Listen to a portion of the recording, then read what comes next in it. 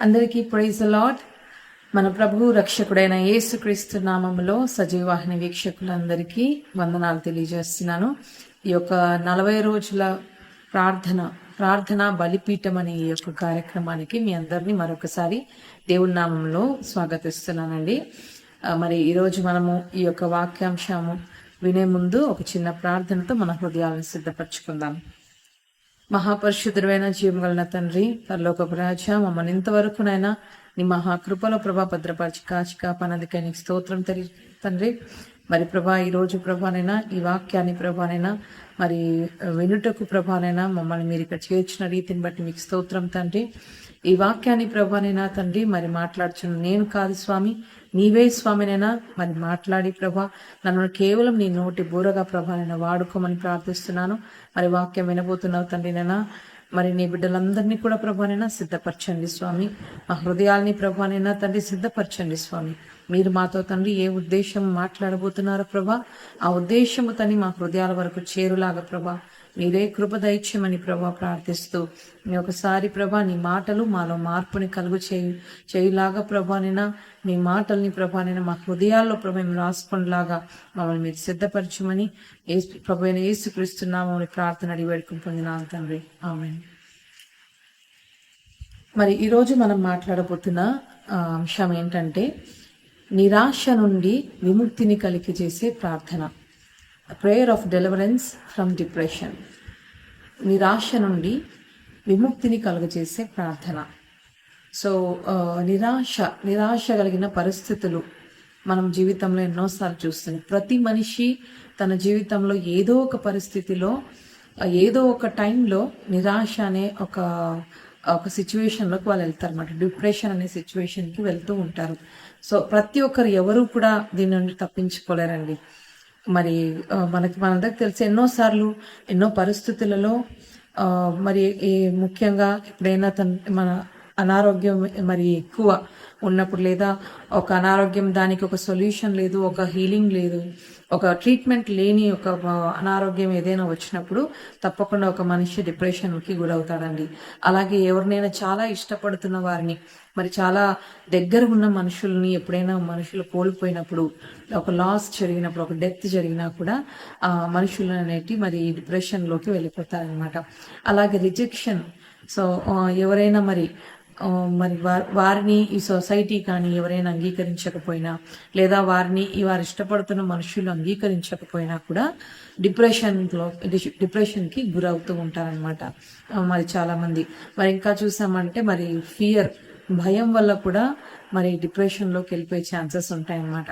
So భయపడుతూ ఎక్కువ మరి ఎక్కడికి వెళ్ళక ఎవరితో కలవకుండా ఉండడము, మరి ఇలాంటి పరిస్థితుల్లో కూడా మరి ఒక మనిషి అలాగే భయంతో తనను తాను కృంగదీసుకుంటూ వెళ్తూ ఉంటే తనకి ఒక ఇన్ఫీరియారిటీ కాంప్లెక్స్ అనేది ఎక్కువైపోయి మరి ఫైనల్లీ తన ఒక డిప్రెషన్లోకి వెళ్ళే ఛాన్సెస్ చాలా ఉంటాయి అన్నమాట. ఇంకా మనం చూసామంటే చాలా కారణాలు ఉంటాయి.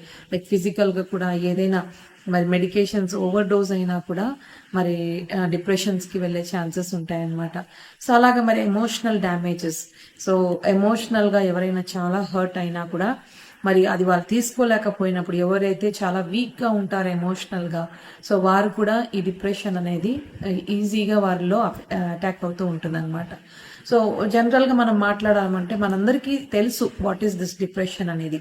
సో ఇది ఎలాంటి పరిస్థితి అంటే like it is a loss of interest in activities and impairment in మన డైలీ యాక్టివిటీస్ని అది ఇంపైర్ చేస్తుంది. డిప్రెషన్ అనే పరిస్థితి ఎలా ఉంటుందంటే, సో డైలీ యాక్టివిటీస్ని అది ఇంపైర్ చేస్తుంది. సో చేయవలసిన పనులు జనరల్గా మనం చేయవలసిన ఫర్ డైలీ లివింగ్కి మనం ఏమేమి చేయాలో, మనం భోజనము కానీ నిద్ర కానీ ఇవన్నీ కూడా మనకి డైలీ లివింగ్ యాక్టివిటీస్ అన్నమాట. ఇవన్నీ తప్పకుండా అవసరం ఒక మనిషికి ఆరోగ్యంగా ఉండడానికి.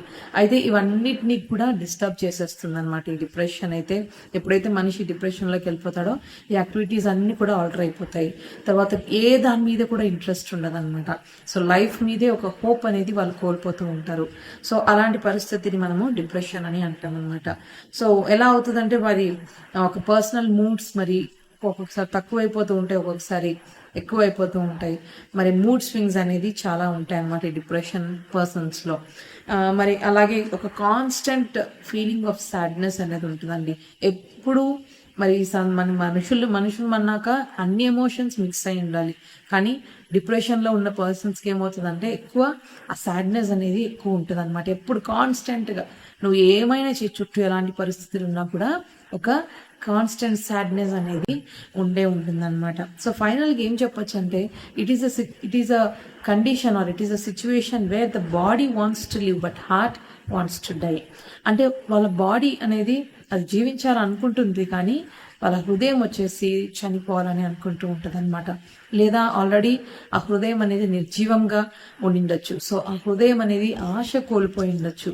ఇలాంటి పరిస్థితిని మనము ఒక డిప్రెషన్ అనే పరిస్థితిని అని మనం నిరాశ పరిస్థితులు అని మనము చెప్పగలం అన్నమాట. ప్రతి మనిషి ఇది నన్ను ఫేస్ చేస్తూ ఉంటాడు.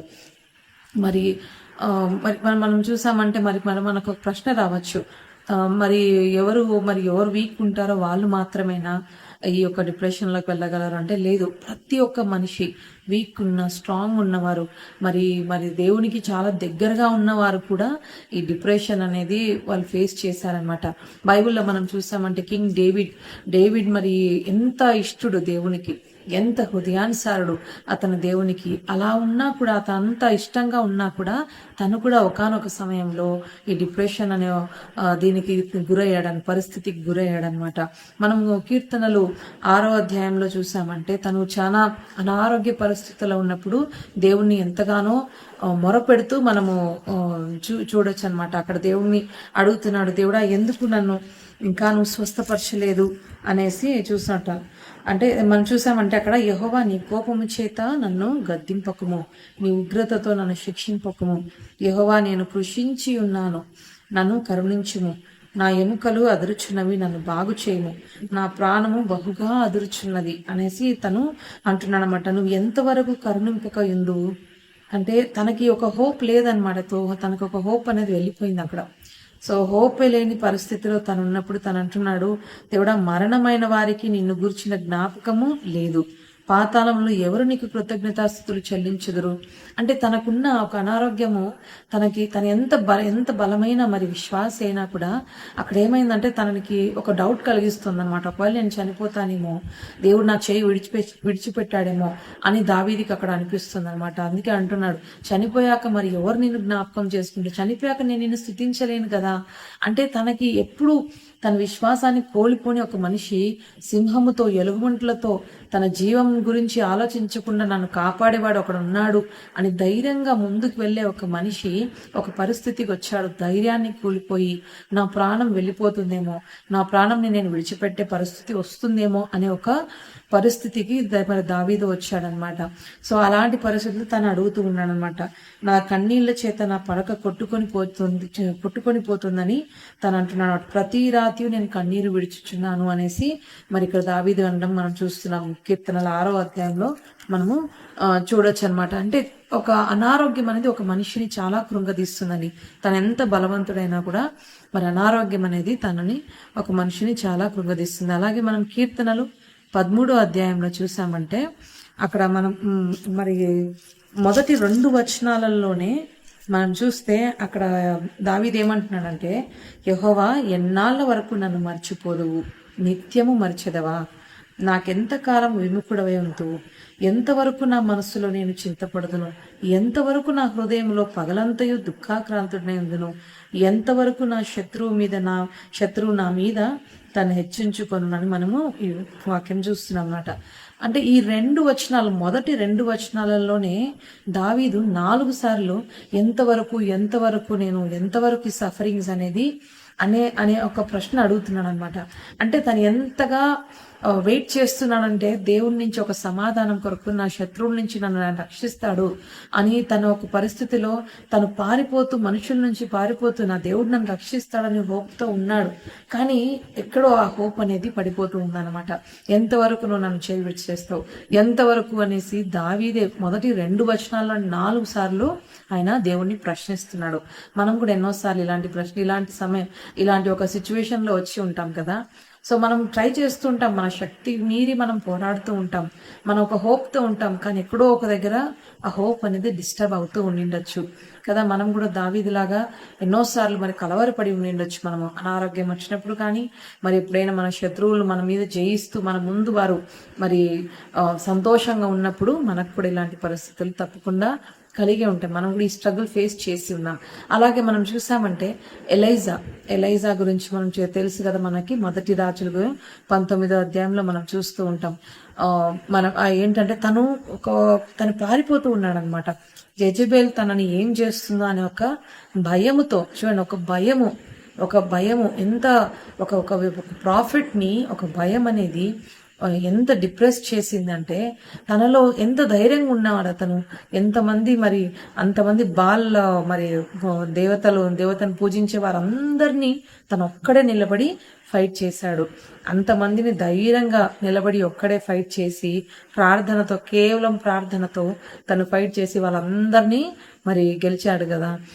మరి ఇంకా తన విశ్వాసం లెవెల్ మనం చూసామంటే, ఒక చిన్న మేఘమంత చేయంత మేఘము అంతే, ఆ దానిలోంచి వర్షం వస్తుందనే విశ్వాసం, ఎంత ధైర్యంగా నిలబడ్డాడు అతను. అంత చిన్న మేఘంలో నుంచి కూడా పెద్ద వర్షం వస్తుందని తను ప్రార్థనతో ధైర్యంగా నిలబడి ఉన్నాడనమాట. మరి అలాంటి ఒక ఎలైజా ఆ వెరీ నెక్స్ట్ చాప్టర్లో మనం చూసామంటే, ఒక మనిషికి భయపడి, ఒక లేడీకి భయపడి, ఒక జెజబెల్ అనే ఒక మనిషికి, కేవలం ఒక మనిషికి భయపడి తను పారిపోయి తను అడుగుతూ ఉంటాడు తన ప్రార్థనలో, దేవుడా నన్ను చంపేసి, లేకుండా నా ప్రాణాన్ని తీసేసుకో, నేను చనిపోయినా బాగుండనే రీతిగా తను ప్రార్థిస్తూ ఉంటాడనమాట. అంటే తన భయము తనని చాలా కృంగదీసి తనని డిప్రెస్ చేసింది అనమాట. సో భయం వల్ల తన భయం వల్ల ఏమైపోయిందంటే, తను మరణాన్ని కోరుకున్నాడు అనమాట. మరణాన్ని కోరుకునేంతగా తను డిప్రెస్ అయిపోయాడు. తను ఒంటరితనాన్ని కోరుకున్నాడు. మనుషుల నుంచి దూరంగా పారిపోవడము ఇష్టపడ్డాడు. అక్కడికి వెళ్ళి ఒంటరిగా ఉంటూ, ఐసోలేటెడ్గా ఉంటూ తను అక్కడ జీవించడం స్టార్ట్ చేశాడనమాట. సో ఇది మనము ఎలైజాలో కూడా చూస్తున్నాం. అలాగే మనం యోబు గురించి మాట్లాడామంటే, మరి యోబు గురించి మనందరికీ తెలిసింది, తన సమస్తమును కోల్పోయాడు. తనకున్న సమస్తమును కోల్పోయాడు. తన జీవితకాలం అంతవరకు తను సంపాదించినదంతా కూడా తను కోల్పోయాడు అనమాట. ఇంక్లూడింగ్ తన రక్తం పంచుకొని పుట్టిన బిడ్డలు కూడా, వాళ్ళు కూడా చనిపోయారు. అంత కోల్పోయినప్పుడు తప్పకుండా ఒక మనిషి ఏమవుతుంది, ఒక డిప్రెషన్కి అనేది గురవుతాడు అనమాట. అయితే తను ఏం చేశాడు, తను మరి అన్ని కోల్పోయినప్పుడు he started questioning God's justice. So దేవుని నీతిని, దేవుని న్యాయంని, తన తరపున ఏమి న్యాయం తీరుస్తున్నాడు దేవుడు అని తను చాలా అడుగుతూ చాలాసార్లు ప్రశ్నించడం మనము చూస్తూ ఉంటాం. అంటే తను చాలా ఎమోషనల్గా, డీప్ ఎమోషనల్ పెయిన్లో యోబు ఉన్నాడు అనమాట. సో అది కూడా ఒక డీప్ ఎమోషనల్ పెయిన్ వచ్చేసి తన డిప్రెషన్లోకి తీసుకెళ్ళిపోయింది. అలాగే మనం హన్నా గురించి తెలుసు మనకి, ఎల్కానా అవర్ వైఫ్ గురించి. సో తనకి పిల్లలు లేని వల్ల తన ఇన్ఫర్టిలిటీ గురించి తను ఎంతగానో బాధపడుతూ తను చాలా డిప్రెస్ అయ్యింది. మనుషులు తనని మాక్ చేస్తున్నప్పుడు, ఏడిపిస్తున్నప్పుడు తనకేమైందంటే చాలా డిప్రెషన్కి తను గురయ్యిందనమాట. ఎంత డిప్రెషన్ అంటే, తను వెళ్ళి మరి ఏడుస్తూ కన్నీరు విడుస్తూనే దేవుని సన్నిధిలో ప్రార్థించి ఉండేది. అంతగా తను డిప్రెస్ అయిపోతూ ఉండేది. తనకి ఏదైతే రావాలో, జనరల్గా జరగవలసినది ఏదైతే జరగకపోయినప్పుడు కూడా తను డిప్రెస్ అయిపోయింది. అలాగే మనం కూడా కొన్ని ఎక్స్పెక్ట్ చేసుకుంటాం, ఇలాగే జరుగుతుంది లైఫ్, ఇలాగే మంచిగానే జరుగుతూ వెళ్ళిపోతుంది కదా, నిజంగా పెళ్ళి అయిపోయాక పిల్లలు పుట్టడం కానీ ఇలాగే హ్యాపీగా ఉంటుందేమో ఫ్యామిలీ అని మనము ఎప్పుడైతే ఎక్స్పెక్ట్ చేసి ఉంటామో, లైఫ్ కొన్ని అన్ఎక్స్పెక్టెడ్ టర్న్స్ మన జీవితంలో జరిగినప్పుడు, కొన్ని రావాల్సిన ఆశీర్వాదాలు మనకి రానప్పుడు మనం కూడా తప్పకుండా డిప్రెషన్లో గురయ్యే పరిస్థితులు ఎన్నోసార్లు మనం చూసి ఉంటాం. మరి ఇంకా నెక్స్ట్ చూసామంటే జెరెమియా గురించి చూస్తాం మనం. His called as a weeping prophet. ఎందుకంటే తను అన్నిగా ప్రవచనాలు చెప్తున్నాడు, తన ప్రాఫెసీ చెప్తూ ఉన్నాడు, కానీ ఎవరు అక్కడ యాక్సెప్ట్ చేయట్లేదు తనని. తను చెప్తున్న ప్రాఫెసీని రిజెక్ట్ చేస్తూ వచ్చారనమాట. అంటే రిజెక్షన్ కూడా ఒక మనిషిని ఏం చేస్తుందంటే డిప్రెస్ చేస్తుంది అనమాట. మనం చెప్పే మాటలు ఎవరైనా విననప్పుడు, లేదా మనం చెప్పే మాటలు మరి మన మాటలకి ఒక వాల్యూ లేనప్పుడు మనకేమవుతుందంటే ఒక డిప్రెషన్ అనేది కలుగుతూ ఉంటుంది అనమాట. ఇంకా మనం యోనా గురించి చూస్తామంటే, so Yona he wanted to end his life. తను ఒక తప్పు ఆలోచన, ఒక డెసిషన్ వల్ల ఏమవుతుందంటే తన దేవునికి విరోధంగా వెళ్ళిపోయి తన హృదయానుసారంగా తను ఆలోచించాడనమాట. అదే తన మైండ్ వచ్చేసి తన మైండ్ ప్రకారంగా తను వెళ్ళాడు. తన హార్ట్ ప్రకారంగా తను ఆలోచించలేదు. తన మైండ్ ఎలా అనిపించిందో అలాగా చేసి ఏమైంది, దేవుని కృపని పోగొట్టుకొని దేవుని నుండి దూరం వెళ్ళిపోయి తను మరి లాస్ట్కి మరణాన్ని ఆయన ఇష్టపడ్డాడు అనమాట. సో నన్ను చంపేయండి, నన్ను తీసి నీటిలో పడేయండి అని తను అంతగా తనకు తానే ఒక మరణ శిక్షని మరి విధించుకునేలాగా అయ్యిందనమాట ఆ పరిస్థితి. సో అప్పుడు జోనా కూడా మనం చూసామంటే చేప కడుపులో డిప్రెస్డ్ అయిపోయాడు చాలా. అంటే తను చేసిన తప్పే తనని ఇలాగ కృంగదీసింది అనమాట. సో ఇలాగ కృంగదీసింది అని అంటే మరి ఏమైంది అక్కడ, తన హృదయం విరిగిపోయింది అనమాట. సో డిప్రెషన్ అన్నప్పుడు ఏంటంటే ఇట్ ఈస్ నథింగ్ బట్ ఒక హృదయం, వారి హృదయం అది విరిగిపోయిన హృదయంగా వెళ్ళిపోతుంది. సో విరిగిపోయిన హృదయం అది ఒక హ్యాపీగా ఉండదు, ఒక సంతోషం లేని హృదయం, ఒక హోప్ లేని ఆశ లేని హృదయం అది. మరి విరిగి నలిగిపోయిన హృదయం, కృంగిపోయిన హృదయం, ఈ హృదయం ఉన్నప్పుడు, మన డిప్రెషన్లో ఉన్నప్పుడు ఈ హృదయం అనే ఉంటుందన్నమాట. అయితే ఈ హృదయాన్ని మనుషులు ఎవరు అంగీకరించకపోవచ్చు, కానీ మన దేవునికి ఇష్టమైన హృదయమే ఈ విరిగి నలిగిన హృదయం. ఆయనకి ఇష్టమైన బలి అది. సో దేవుని బిడ్డ, ఈరోజు నువ్వు ఈ పరిస్థితుల వల్ల ఈ మనం ఇప్పుడు ఏవైతే మాట్లాడుకున్నామో, నీ యొక్క అనారోగ్యం వల్ల నువ్వు డిప్రెస్ అయిపోయి ఉన్నావేమో, నీ యొక్క మరి నువ్వు తప్పు ఆలోచనల వల్ల, తప్పు ఒక డెసిషన్స్ వల్ల నువ్వు ఈరోజు డిప్రెస్డ్ అయిపోయి ఉన్నావేమో, లేదా నీకు రావాల్సిన ఆశీర్వాదాలు రావట్లేదు, మనుషులు అందరూ చూసి నేను ఎగతాళి చేస్తూ ఉంటే నువ్వు ఈరోజు డిప్రెస్ అయిపోయి ఉన్నావేమో. మరి ఇంకా మరి నువ్వు చెప్తున్న మాట, నువ్వు నీ ఫ్యామిలీకి నువ్వు చెప్తున్న మాటలు దేవుని గురించి, లేదా నువ్వు ఎవరికైనా ప్రకటిస్తూ వారిని నువ్వు చెప్తున్న మంచి మాటలు, రక్షణ మాటల్ని ఎవరైనా అంగీకరించకుండా ఉన్నప్పుడు నువ్వు డిప్రెస్ అయిపోయి ఉన్నావేమో. డోంట్ వరీ ఎలైజా లాగా నువ్వు భయముతో, ఎవరైనా మనుషులకి భయపడి నువ్వు వర్త్లెస్ అని నువ్వు ఫీల్ అవుతూ, నువ్వు భయపడుతూ, నువ్వు డిప్రెస్ అయిపోయి ఉన్నావేమో. ఈరోజు దేవుడు అంటున్నాడు నీతో, ధైర్యంగా ఉండు. ఎందుకంటే నీవు ఇప్పుడు నీ హృదయం ఏదైతే ఉందో, నువ్వు విరిగి నలిగిపోయిన ఆ హృదయమే నాకు ఇష్టమైన హృదయం ఆయన అంటున్నాడు. ఆయన చాలా అతి సమీపముగా ఆయన ఉంటాడనమాట వారికి.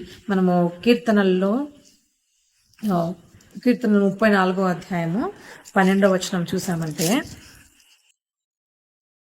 కీర్తనలు 34వ అధ్యాయము 12వ వచనం చూసామంటే, బ్రతుకు కోరువాడెవడైనా నున్నాడా, మేలు నొందుచు అనేక దినములు బ్రతుకు కోరువాడెవడైనా నున్నాడా. అంటే ఎవరికైనా మరి ఇష్టపడుతున్నారా, మరి బ్రతుకు కోరుచున్నారా, హోప్లెస్ లైఫ్లో ఉన్నవారు ఎవరైనా, నాకు ఇంకా నేను బ్రతకాలి, నాకు జీవితం మీద ఆశ కలిగి ఎవరైనా ఉన్నారా? అయితే దేవుడు అంటున్నాడు, మేలు నొందుచు అనేక దినములు బ్రతుకగోరువాడు ఎవడైనా ఉన్నాడా? ఈరోజు అడుగుతున్నాడు దేవుడు, మీలో ఎవరైనా డిప్రెస్ అయిపోయి ఉన్నారు, but you want to live, నాకు ఇంకా జీవించాలి, నేను ఈ పరిస్థితుల నుంచి బయటికి రావాలని ఎవరైనా మీలో ఆలోచిస్తూ ఉంటే దేవుడు అంటున్నాడు వారితో, ఏం చేయాలంట, మనము చెడ్డ మాటలు పలకకుండా నీ నాలుకను, కపటమైన మాటలు పలకకుండా నీ పెదవులను కాచుకొనుము, మరియు కీడు చేయట మాని మేలు చేయము, సమాధానము వెదికి దాన్ని వెంటాడుము అనేసి దేవుడు అంటున్నాడు. సో సమాధానాన్ని వెదికి దాన్ని వెంటాడాలంట. సో సమాధానం మనందరికీ తెలుసు కదా. సో ప్రార్థన అనేది ప్రతి పరిస్థితుల్లో మనకి సమాధానాన్ని ఇస్తుందండి. ఏ పరిస్థితి ఉన్నా కూడా, నువ్వు దేని వల్ల కృంగిపోయినా కూడా, ప్రతి పరిస్థితికి దానికి ఒక సమాధానం అంటే అది ప్రార్థనే. ఏమంటున్నాడు, ప్రార్థన సమాధానాన్ని నువ్వు వెతికి దాన్ని వెంటాడాలని చెప్తున్నాడు ఇక్కడ. సో వెతికి దాన్ని వదిలేయడం, మనందరికీ తెలుసు మన ప్రాబ్లమ్స్కి సొల్యూషన్ ఒక్కటే, kneeling down before God. When you can Neel down before God, you can stand against any problem in this world అని మనందరికీ తెలుసు. అయితే దాన్ని ఏం చేస్తున్నాం, మనం వెంటాడట్లేదు. ప్రతిరోజు దాన్ని వెంటాడాల. ప్రతిరోజు ఈ ప్రార్థన జీవితం కోసం, ప్రార్థన శక్తి కోసం మనము వెంటాడుతూ ఉండాలని దేవుడు చెప్తున్నాడు. మరి అలాగే మనము 17వ వచనంలో చూసామంటే, నీతిమంతులు మొరపెట్టగా యెహోవా ఆలకించును, వారి శ్రమలన్నిటిలో నుండి వారిని విడిపించును, విరిగిన హృదయం గల వారికి యెహోవా ఆసన్నుడు, నలిగిన మనస్సు గల వారిని ఆయన రక్షించును, నీతిమంతులకు కలుగు ఆపదములు అనేకం, వాటన్నిటిలో నుండి యెహోవాని విడిపించును అనేసి దేవుడు అంటున్నాడు. సో విరిగి నలిగిన హృదయము ఆయనకి ఇష్టం అంట. సో విరిగిన హృదయం గల వారికి యెహోవా ఆసన్నుడు, నలిగిన మనస్సు గల వారిని ఆయన రక్షించును అనేది దేవుడు అంటున్నాడు. ఈరోజు మరి మనం ఉన్న ఈ పరిస్థితులు, నిరాశ కలిగిన పరిస్థితులను ఉంటే దేవుడు అంటున్నాడు, నీతో నేనున్నాను, నిన్ను నేను విడిపించగలను, నిన్ను నేను రక్షించగలను అనే దేవుడు అంటున్నాడు. అయితే వీటన్నిటికీ సమాధానం ఒకటి, ప్రార్థన బలిపీఠం. నువ్వు నీ ఇంటిలో ఎక్కడైతే నువ్వు మరి పడిపోతున్నావో, ఎక్కడైతే నువ్వు పడిపోయావో, ఏ పరిస్థితుల్లో మరి ఏ విషయాలు నువ్వు పడిపోయావో ఆ విషయాల్లో, ఆ పరిస్థితుల్లో నువ్వు వెంటనే ఒక ప్రార్థన బలిపీఠాన్ని కట్టి నువ్వు అనుదినము ఆ ప్రార్థన బలిపీఠంలో వచ్చి నీ ప్రార్థనల్ని నువ్వు సమర్పిస్తూ ఉన్నప్పుడు తప్పకుండా నువ్వు నీ జీవితంలో ఈ యొక్క డెలివరెన్స్ అనేది కలుగుతుంది. ముఖ్యంగా నిరాశ కలిగిన పరిస్థితుల నుంచి తప్పకుండా నీకు విడుదల అనేది కలిగిస్తుంది. తప్పకుండా ఈ ప్రార్థన జీవితం అనేది నీకు విడుదల అనేది కలిగిస్తుంది. నీ అనారోగ్యం నుంచి విడుదల కలిగిస్తుంది. నీ పాప జీవితం నుంచి నువ్వేమైనా కృంగిపోయి ఉన్నావేమో, మరి నీ పాపం వల్ల నువ్వేమైనా మరి తెలిసి తెలియక నువ్వు చేసిన పాపాల వల్ల నీ పాపములు మరి నీ శాపములు నిన్ను వెంటాడుతూ నిన్ను కృంగదీస్తూ ఉన్నాయేమో, ప్రతి శాపమును ప్రతి పాపమును మరి యేసయ్య తను ఆ శిలువ మీద మన కొరకు అవన్నీ తీర్చివేశాడు. ఇట్ ఈస్ ఫినిష్డ్ అని చెప్తున్నాడు. ఈరోజు నువ్వు చేయాల్సిన ఒక పని, నువ్వు నమ్మి దాన్ని వెంటాడాలి. ఈ సమాధానాన్ని మనము వెంటాడాలన్నమాట. నువ్వు వెంటాడినప్పుడు ప్రతి ఏ కారణాల వల్ల నువ్వు డిప్రెస్ అయిపోయినావో ప్రతి కారణాల నుండి దేవుడు నిన్ను విడిపించగలగడని దేవుడు ఈరోజు నీకు మాట ఇస్తూ మరి దేవుడు మరి ఈ యొక్క ప్రార్థన బలిపీఠము మనము ఒక్కసారి మన హృదయాన్ని మనం సిద్ధపరచుకొని ఇప్పుడు విన్న ఈ వాక్యాన్ని బట్టి మనం మన హృదయాల్ని ముఖ్యంగా ఏం చేసుకోవాలంట, విరిగిపోయిన ఆ హృదయాల్ని మనం దేవుని యొద్దకు తీసుకొచ్చినప్పుడు, దేవుని సన్నిధిలో మనం సమర్పించినప్పుడు ఆ విరిగిన హృదయాల్ని, ఆ నిరాశ కలిగిన హృదయాలకి ఆశని కలిగించే దేవుడై ఉన్నాడు. మరి ఆ దుఃఖంతో నిండిన హృదయాల్ని సంతోషంతో నింపబోతున్నాడు దేవుడు. మరి ఫెయిల్యూర్స్ తో నిండిన హృదయాల్ని విక్టరీ ఇవ్వబోతున్నాడు దేవుడు. మరి అనారోగ్యం కలిగిన హృదయాన్ని స్వస్థపరచబోతున్నాడు దేవుడు ఈరోజు.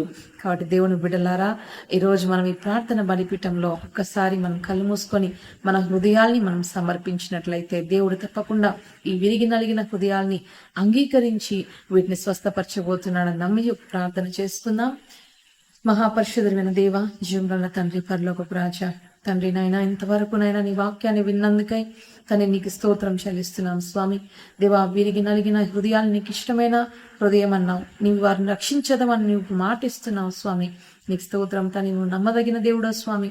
ఈరోజు ప్రభా నేను నమ్మి ప్రభా, నీ మాటల్ని నమ్మి ప్రభా, నీ వాక్యాన్ని నమ్మి ప్రభా, ఎవరైతే ప్రభానైనా మరి ప్రార్థనలో ఏకీభవించి వారి హృదయాల్ని ప్రభానైనా మరి నీ సన్నిధిలో తండ్రి మరి హృదయాల్ని మరి నీ సన్నిధిలో సమర్పిస్తున్నారో వారందరినీ ప్రభా మీరు దర్శించండి.